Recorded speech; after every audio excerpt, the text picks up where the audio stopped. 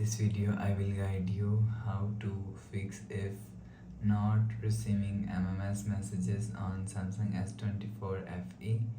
Let's start the video. First of all, go to app library, scroll down and click on settings app. Now in setting, scroll down and click on apps.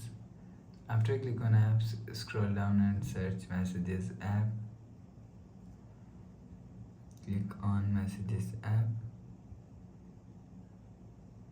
and click on storage and click on clear cache. After click on clear cache, go back to home screen. You will see your problem is solved.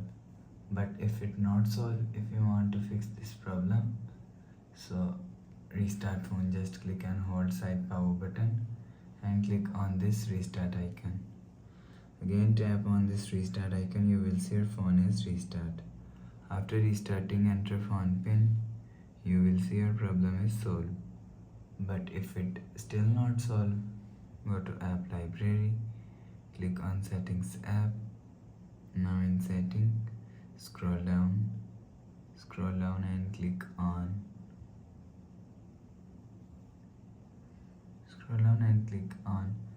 general management.